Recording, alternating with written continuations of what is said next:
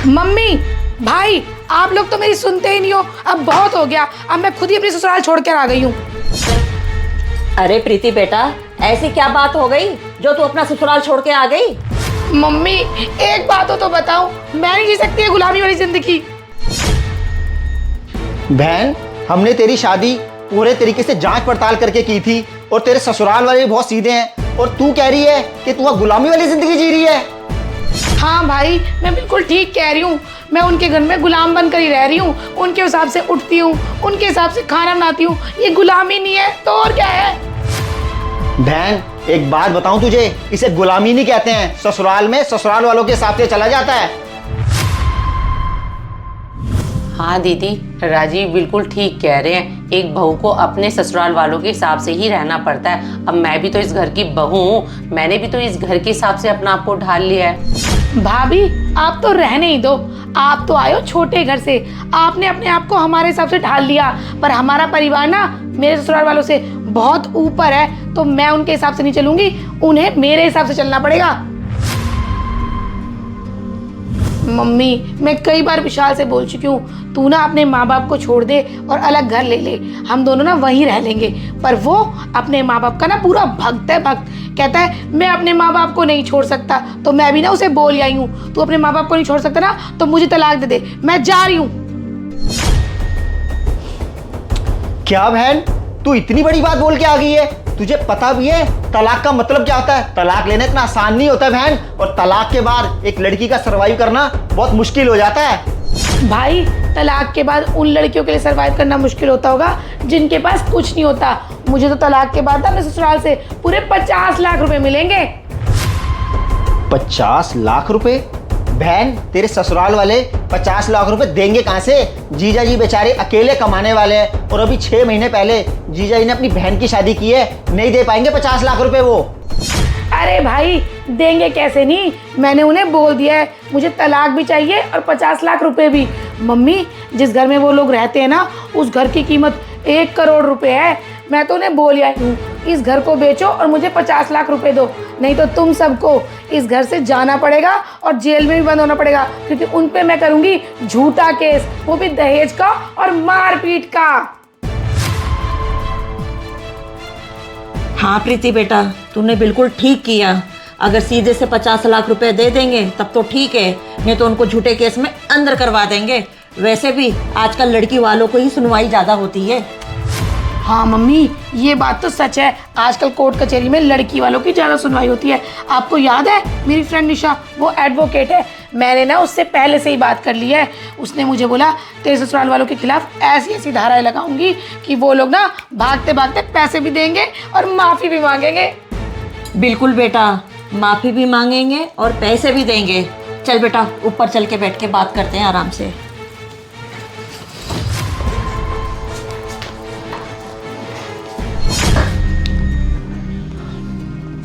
डॉली, एक बात बताऊं, मैं बहन को भी बहुत अच्छे से जानता हूं और बहन के ससुराल वालों को भी बहुत अच्छे से जानता हूं। बहन अपने ससुराल वालों के साथ बिल्कुल भी अच्छा नहीं कर रही है। हाँ राजीव, दीदी उन बेचारों को झूठे दहेज के और मारपीट के केस में फंसाकर पैसे ऐंठना चाहती है, और सच तो यही है कि उन बेचारों ने आज तक हमसे कोई डिमांड ही नहीं की। डॉली, आप डिमांड की बात कर रही हो? बहन की सास बेचारी इतनी शरीफ है और इतनी सीधी है कि उसने अपने खुद के गहने बेचकर बहन के लिए गहने बनवाए थे। बस डॉली, मुझे तो अफसोस इस बात का है कि हमारी खुद की मम्मी बहन के इस गलत फैसले में उसका साथ दे रही है। हाँ, आप बिल्कुल ठीक कह रहे हो। राजीव, एक बात बोलूं, वैसे आज जो दीदी का घर खराब हो रहा है ना, उसके पीछे मम्मी जी का ही हाथ है, क्योंकि दीदी अपने घर की सारी बातें मम्मी जी को बताती हैं। मम्मी जी उनको समझाने से तो रही, उल्टा और उनको भड़काती रहती हैं। क्या बताऊं डॉली, आज की डेट में ज़्यादातर बेटियों का घर उनकी माँ ही खराब कर रही है। अगर माँ समझदार हो तो बेटियों का घर बच जाए, लेकिन माँ अपनी बेटियों के ससुराल में बहुत ज़्यादा दखलअंदाजी करती हैं, इसलिए बेटियों का घर दिन प्रतिदिन खराब होता जा रहा है। डॉली, हमारे घर में और तो कोई समझदार है ही नहीं है, तो हम दोनों को ही मिलकर बहन का घर बचाना पड़ेगा। हाँ राजीव, आप बिल्कुल ठीक कह रहे हो, पर मुझे एक बात बताओ, हम ऐसा क्या करें जिसकी वजह से दीदी का घर बच पाए? डॉली, मैं इसके बारे में क्या बताऊं? मुझे तो बस इतना पता है, मम्मी ने दीदी को शय दे रखी है, इसलिए दीदी को एक घमंड है कि मैं इस घर में रह रही हूँ। डॉली, एक बात बताऊं, अब तो हमें बुरे बन के ही दीदी को सबक सिखाना पड़ेगा ताकि दीदी इस घर से जाए और अपना घर बसा पाए। डॉली, अब हम ऐसा करते हैं, हम बुरे बन जाते हैं ताकि दीदी का घर बसा रहे। हाँ राजीव, आपका आइडिया बिल्कुल ठीक है। हम आज से ही दीदी और मम्मी के सामने बुरा बनने का नाटक शुरू कर देते हैं। निशा, मैं सब कुछ छोड़ के और अपना सामान लेके अपनी मम्मी के घर आ गई हूँ। अब ना तेरी जिम्मेदारी है, तू ऐसा केस तैयार कर कि उनको ना नानी दादी सब याद आ जाए। और तुझे पता तो है कि अब मुझे पूरी ज़िंदगी इस घर में रहना पड़ेगा, और इस घर में रहने के लिए ना मुझे अपनी भाभी की इमेज भी ख़राब करनी पड़ेगी। चल लगाती हूँ कुछ जुगाड़, पर ना तू केस फटाफट तैयार कर दे। दीदी क्या कर रहे हो? ये लो, मैं आपके लिए आम काट के लेके आई हूँ। राजीव ना गांव गए थे, वहां से लेके आए हैं, बहुत मीठे हैं। ये लो खा लो। मुझे नहीं खाने आम वाम, रख लो। एक पीस खा के तो देखो। एक पीस आपने खा लिया ना तो आप खाती रह जाओगी, बहुत मीठे हैं। भाभी, आपको समझ नहीं आता क्या? जब मुझे नहीं खाने तो मेरे पीछे क्यों पड़ी हो? जाओ यहाँ से। ठीक है दीदी।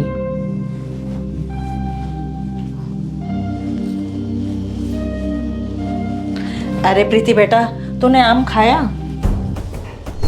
मम्मी, आम तो मैं जब खाती जब कोई मुझसे पूछता। भाभी ना यहाँ बैठ के खुद ब खुद आम खा रही थी, मुझसे एक बार भी नहीं पूछा।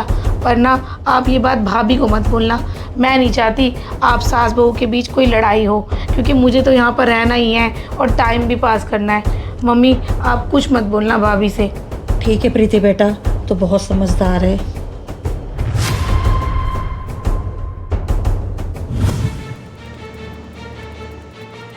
ये क्या, 8 बज गए हैं, दीदी अभी तक सो रही हैं। ऐसा करती हूँ, उनको उठा देती हूँ। दीदी, दीदी 8 बज गए हैं, कब उठोगे सो के? उठो। अरे क्या है भाभी, अभी 8 ही तो बजे हैं, आपको क्या आफत पड़ रही है? चलो जाओ यहाँ से, मुझे तो सोने दो। दीदी एक बात ना मेरी कान खोल के सुन लो, हमारे घर में ना ये लेट उठने का कोई रिवाज नहीं है। जल्दी से उठ जाओ तो आपको नाश्ता मिल जाएगा, नहीं तो आपको दोपहर तक भूखा रहना पड़ जाएगा। भाभी, ये किस तरीके से बात कर रहे हो आप मुझसे? आप ना शायद भूल गए हो, मैं ना आपकी ननद हूँ। इस सोने के चक्कर में तो मैं अपने ससुराल वालों से लड़के आई हूँ। वो लोग कहते थे कि सुबह 6 बजे उठ बेटा, मैं ना 9 बजे से पहले नहीं उठती। चलो जाओ यहाँ से, मुझे सोने दो। दीदी आपको मेरी बात सही से समझ नहीं आ रही है, और जो ये आपकी नौटंकी है ना, ये आपके ससुराल तक ही रखना, ठीक है? ये सब कुछ यहाँ नहीं चलेगा, क्योंकि मैं इस घर की बहू हूँ और मैं भी यहाँ पर 6 बजे उठती हूँ। इस नाते से आपको भी यहाँ पर 6 बजे ही उठना पड़ेगा। अब जल्दी से नहा धो के ना बाहर आ जाओ नाश्ते के लिए, नहीं तो नाश्ता नहीं दूंगी आपको। कुछ ज्यादा नहीं हो रहा भाभी आपका?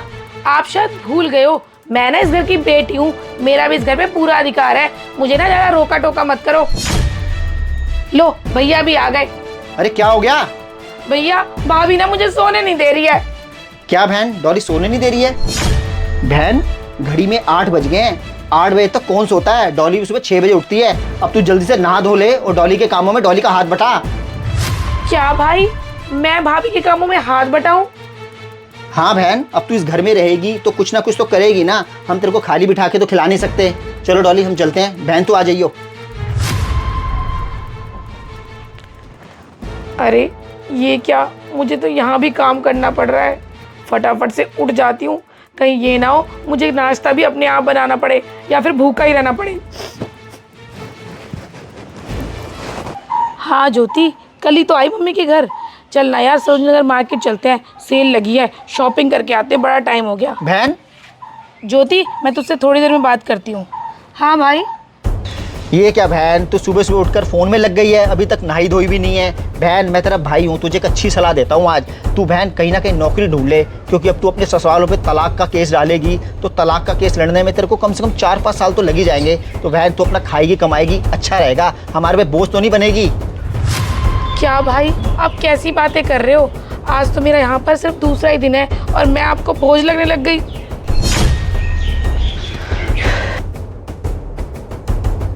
मम्मी देखो क्या लग रही है, और सोच रही है मैं बड़ी ना हूर की परी लग रही हूँ। दीदी। हाँ भाभी। ये क्या पूरे दिन बैठकर खाली मोबाइल देखती रहती हो? आपको और कुछ काम नहीं है? अब मेरी बात ना ध्यान से सुन लो, मैंने ना इस घर का बहुत कर लिया है, अब मुझसे और नहीं होता है। अब तीनों टाइम का खाना ना आपको बनाना है, क्योंकि मुझसे गर्मी में ना किचन में खड़ा नहीं हुआ जाता ज्यादा। क्या भाभी, तीनों टाइम का खाना मैं बनाऊं? हाँ दीदी, इसमें इतने हैरान होने वाली क्या बात है। अब आप यहाँ पर परमानेंट रहने आ गई हो तो मुफ्त की रोटी तो हम आपको तोड़ने देंगे नहीं। अब से अब आपको तीनों टाइम का खाना आपको ही बनाना होगा। अरे बहू, तू कैसे अनाप शनाप बातें कर रही है? देख रहे राजू बेटा तेरी बहन के लिए कैसे कह रही है ये बहू।